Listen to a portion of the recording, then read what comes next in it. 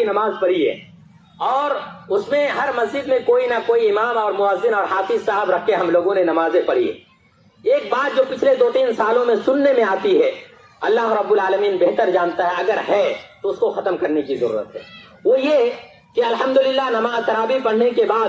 ہم لوگ اس کے لیے کچھ ہدیہ اکٹھا کرتے ہیں اور اس کے بعد ان کو دیتے ہیں۔ تو بہت ساری مساجد سے اور بہت ساری جگہوں سے یہ بات سننے میں آتی ہے، ایک تو ہماری برادری غربت کے سے دوچار ہے اور اتنے رقم اکٹھے نہیں کر پاتے ہیں جتنے کہ اور جگہوں میں یا باہر کے ملکوں میں یا پھر دوسرے صوبوں میں ہوتا ہے۔ 8,000 10,000 9,000 12,000 اسی طریقے سے کلیکشن آپ لوگ کرتے ہوں گے یا ایک محلہ میں اکٹھا ہوتا ہوگا، لیکن اس پیسے کو اکٹھا کرنے کے بعد مسجد کے ذمہ داران اور مسجد کے متولی وہ کرتے کیا ہیں، وہ پیسہ ان کو پتہ نہیں زیادہ لگتا ہے یا کیا، اس پیسے سے آدھا یعنی کہ 5,000 6,000 روپیہ حافظ صاحب کو دیتے ہیں اور بقیہ روپیہ جو ہے وہ رکھ لیتے ہیں، مسجد کے کاموں میں خرچ کرتے ہیں۔ میرے بھائیوں، اس کو خرچ کرنے سے پہلے آپ کو علماء اکرام سے پوچھنا ہوگا۔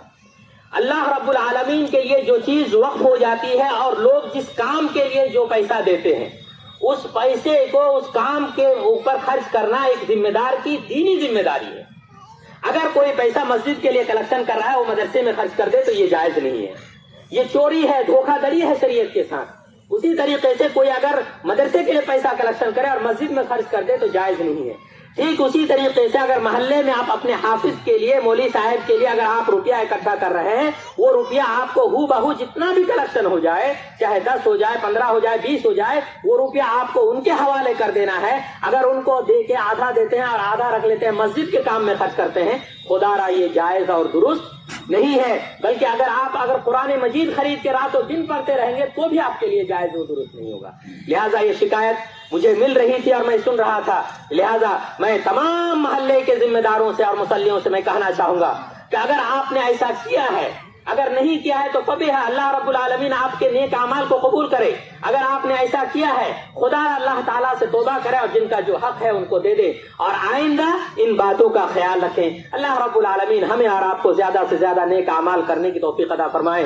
اللہ رب العالمین سے آخر میں دعا گو ہوں کہ اللہ تعالیٰ ہم لوگ گنہگار ہیں، خطا کار ہیں، ہماری گناہوں کو، ہماری خطاؤں کو معاف فرما۔ یا اللہ تعالیٰ ہم لوگ ناقص اور ادھورے ہیں، اللہ جو بھی ٹوٹی پھوٹی عبادتیں ہم سے رمضان میں ہو سکی ہے اللہ تعالیٰ تو انہیں قبول فرما۔ یا اللہ تعالیٰ ہمارے روزے کو قبول فرما، ہمارے نماز کو قبول فرما، ہمارے قیام اللیل کو اللہ تعالیٰ تو قبول فرما، اور جو ذکر و اذکار تلاوت کلام پاک ہم نے کی ہے اس کو قبول فرما۔ یا اللہ جتنے لوگ ہمارے بیچ نہیں ہیں، انتقال کر چکے ہیں، اللہ ان کی گناہوں کی بخشش فرما، ان کے قبر کے عذاب سے انہیں محفوظ فرما، اور انہیں ان کے قبر کو جنت کا ایک ٹکڑا بنا دے۔ یا اللہ تعالیٰ جو لوگ دین کے کام نہیں کر سکے ہیں اور محرومی کا شکار ہے اس رمضان کے مہینے کو پانے کے بعد، یا اللہ تو انہیں ہدایت نصیب عطا فرما اور انہیں دین کی طرف ان کے دلوں میں دین کا محبت عطا فرما اور ان کو دین کے اوپر چلنے والا بنا۔ یا اللہ ہر مسلمان کو دین کا ایک سچا سپاہی بنا اور دین کے اوپر چلنے والا بنا۔ یا اللہ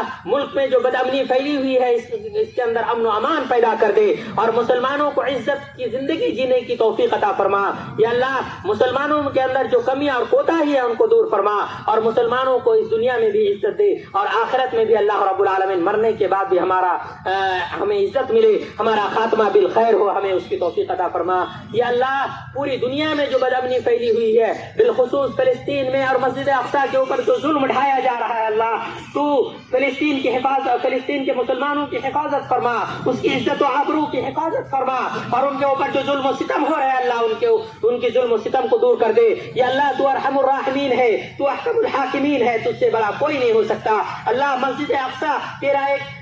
بہت مقرب گھر ہے، اللہ تو اس گھر کی حفاظت فرما، کیونکہ تیرے سوا اس دنیا کے مسلمانوں کے اندر، اس دنیا کے انسانوں کے اندر طاقت نہیں ہے کہ اس گھر کی حفاظت کر سکے۔ تو ہی حفاظت کرنے والا ہے، تو ہی محافظ ہے، تو ہی احکم الحاکمین ہے۔ یا اللہ لہذا بالخصوص ہندوستان کے مسلمانوں کے اوپر جو ظلم و ستم ہو رہے ہیں، اللہ ہندوستان کے مسلمانوں کی حفاظت فرما، اس کی عزت و آبرو کی حفاظت فرما، بہن بیٹوں کی عزت و آبرو کی حفاظت فرما، اور فلسطین کے مسلمانوں کی حفاظت فرما، مسجد اقصیٰ کی حفاظت فرما۔ آمین۔ تقبل یا رب العالمین۔ سبحان ربک رب العزت عما یصفون وسلام علی المرسلین والحمد للہ رب العالمین، والسلام علیکم ورحمۃ اللہ وبرکاتہ۔ اخیر میں